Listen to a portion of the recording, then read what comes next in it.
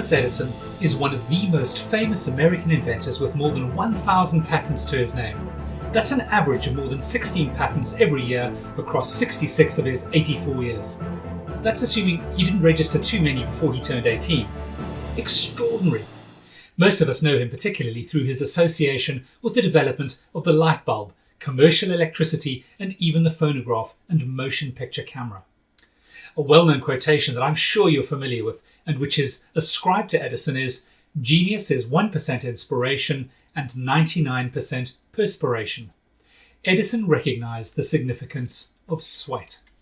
And he's not the only standout public figure who has identified this key ingredient of success in life. In episode 9, I shared the two ingredients which Jeff Bezos emphasized in his final letter to shareholders released earlier this year. Spoiler alert, one of them was, yes, you guessed it, sweat. If you don't know what the other ingredient was, then pop over to the DIYPM.com/podcast and follow the link to episode 9. You'll discover what Jeff Bezos has described as being fundamental to his success with Amazon and how that will help you on your home makeover projects. Now, I know it can get boring when someone keeps repeating themselves, but for today's deep dive, it's a risk worth taking, and so I'm going to expand on a topic I've already mentioned a few times in past episodes. I've said it before and I'll say it again. On home makeover projects, we must sweat the small stuff. And I'm not alone in this core belief. Stormin Norman, Schwarzkopf, a general in the US military who served as the commander of the United States Central Command, leading all coalition forces in the Gulf War in 1991, once said this: "The more you sweat in peace, the less you bleed in war." I suspect he would have had no idea just how apt that statement is in the context of home makeover projects. Although I'm not suggesting home makeover projects should make us bleed. In a few moments, I'm going to reveal this home makeover insider secret strategy in even more detail. And as I explain why it's such an important part of home makeover success, I'll be highlighting 3 stages of every home makeover project where the details you sweat will pay off. Hello, and welcome to Home Makeover Project Secrets, the show that equips homeowners with the skills and understanding to execute successful home projects, that goes behind the scenes of home build projects to unlock the secrets and share insider tips and strategies to save money and time on any and every home project. What you learn will give you the confidence to embark boldly on your next project, and you'll know what to do so your story has the happy dream home ending you deserve. I'm your host, Andrew Phillips.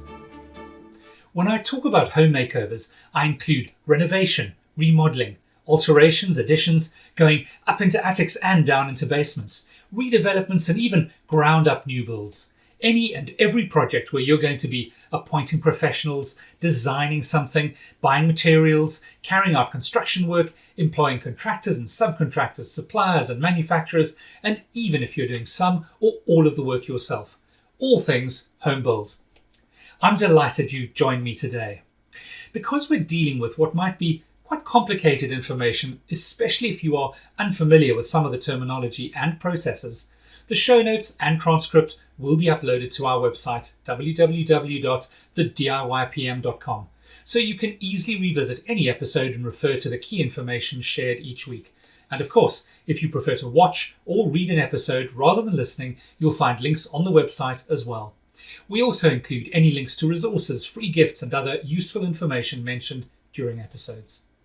Time to get stuck into the details.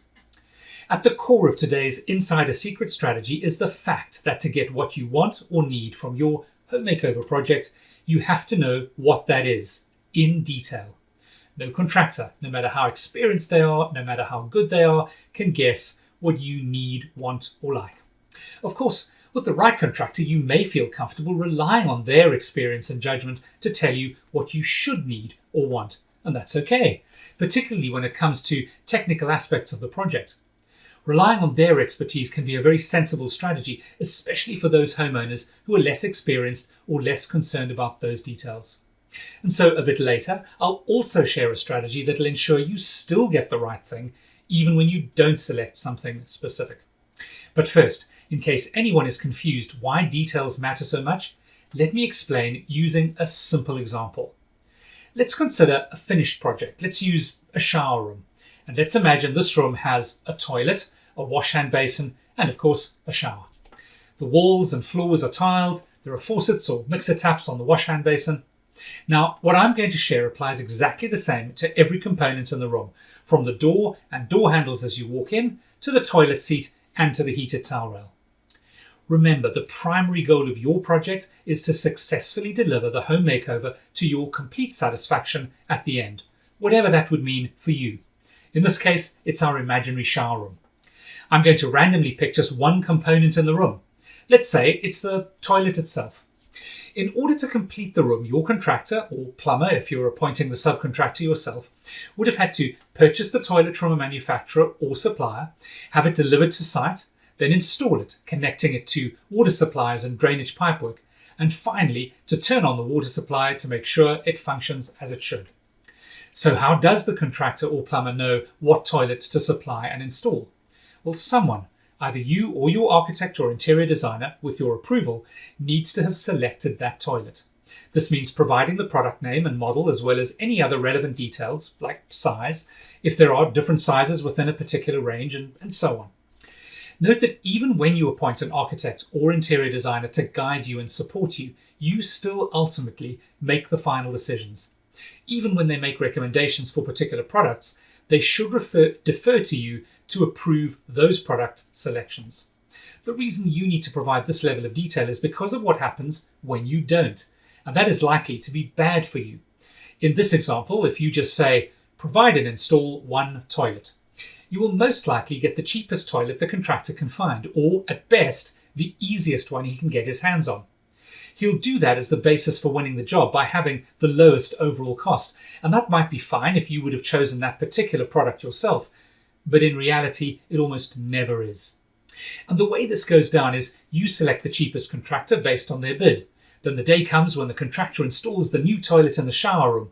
You arrive on site later that day and discover to your surprise and probably horror, a pink plastic toilet.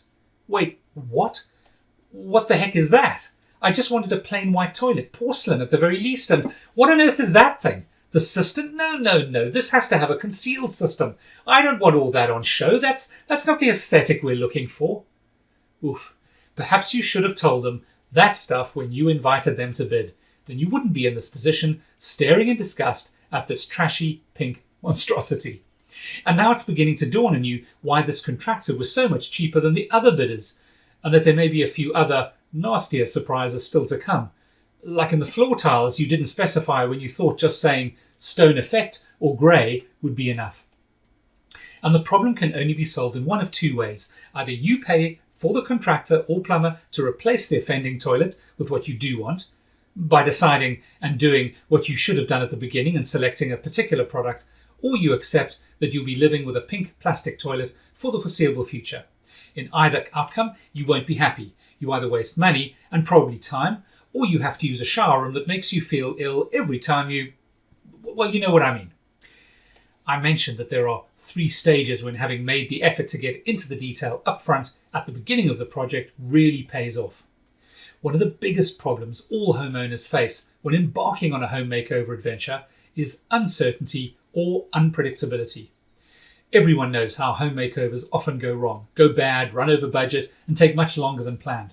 And that's why most homeowners say that uncertainty and unpredictability are their greatest fear. It's often what stops them from even attempting a home makeover project. And one of the root causes of that uncertainty and unpredictability is a failure to engage with getting the details locked down right at the beginning of the project. Or being realistic, as many details as possible. So the first stage of the project when sweating the detail matters is during the design phase, before the contractors get involved. If you sweat the details during the design phase, you set yourself up for success throughout the project. You'll contribute to certainty of future outcomes during the next 2 stages of the project. And so stage 2 is during the procurement stage when you're bidding or negotiating with contractors or subcontractors. In episodes 8 and 9, I explained the importance of those details to be able to adequately compare different bids from competing contractors. The key point is that if your bid documentation, whether on the drawings and plans or in a detailed bid or tender analysis, has all the right details, Then when you get bids and quotes from any contractor, subcontractor or supplier, you'll know that they have all based their prices on the same products and components. Knowing this significantly reduces the risk of appointing the contractor with the lowest cost. Yes, there are other considerations when selecting your contractor, which I'll be sharing in a future episode, but having sufficient detail in the bid documents is the one that can cause the most impact, especially a negative impact when you do not have enough details. The third and most critical stage of the project when sweating the details up front pays off is during the on-site build phase. If you choose, select and specify as many components and products as possible, then there are two ways you benefit. The first is that there will be no nasty surprises. Pink plastic? Seriously? Are you for real? And the horrible war of words that follows just won't happen, at least not over product choices. And that's where General Schwarzkopf's statement rings true. The details you sweat in peace, the time before the project kicks off, the less you bleed in war, when you and your contractor go head to head. Having a reliable, clear, detailed contract sum analysis that spells out those details means that if your contractor does install a pink plastic monstrosity, you will have no problem pointing out the error, noting what should have been done, and instructing them to fix the problem at their cost and in their own time. I said there were two ways you benefit, so if the first is no nasty surprises and no wars, the second is time. When you have to solve product and component related problems because they supplied and installed something not acceptable, whether it's down to you or to them, it's almost 100% certain you will lose time. It will take time for you to find the right product, even if it's only a few hours. It takes time to order the correct product. That could be another couple of hours. Then it takes time for the product to be delivered. And more often than not, having lost at least a couple of days, when the correct components arrive on site, the plumber isn't there to install them. No, the plumber has moved on to another project or two and can only get back to site a week later. Boom, you've just lost a week. You can see how quickly just a couple of instances like this can add up to significant delays. Earlier, I did say that there can be times when you can't or don't want to provide the details, select the products and components. That typically applies to either generic materials like wallboard or plasterboard, or even to more complex technical elements like a central heating or an air conditioning system. In instances like this, there is a way to still get what you want or need without actually choosing a specific product, and the way to do that is to provide a performance specification for that component. This tells the contractor what the functional and performance requirements of the system or component needs to be. In the case of wallboard, you may just choose to identify when the wallboard needs to have a fire resistance rating, for example. That way the contractor can purchase any wallboard so long as it provides the required level of fire resistance. Of course, it goes without saying, but I'll say it anyway, you still need to provide those performance details. You can't escape the details. Just get over it and get on with it. Get sweating. If you're wondering, but Andrew, what about those more complex composite systems? How do we know what the performance specification should be? Then I have great news, because I have a free bonus training video available to listeners and viewers by visiting makecomplexsimple.thediypm.com. You'll find the link in the show notes. This superpower strategy is easy to follow, works effectively, and anyone can start using it immediately. Just drop over to thediypm.com/podcast and click the link for this episode. I really can't stress enough the importance of taking time and making an effort to get to grips with the details of the products and components you need or want on your home makeover projects. But it really is the only way to make sure you actually do get the successful end result you deserve. And that wraps up today's episode. To make sure you never miss an episode, why not subscribe to Home Makeover Project Secrets on our website at www.thediypm.com, where you'll also find our blog posts and details about our upcoming project masterclasses and training courses. If you have a question about a project you're planning or already running, please reach out and email me on faq@thediypm.com. If you have a challenge to overcome, then I can just about guarantee others are also facing the same or similar challenges. We'll be answering listener questions in FAQ episodes every few weeks. It's always reassuring to know you're not the only one battling away. It's been great to have you with me today, and I look forward to having you back for the next episode of Home Makeover Project Secrets. All the best on your home makeover project adventures.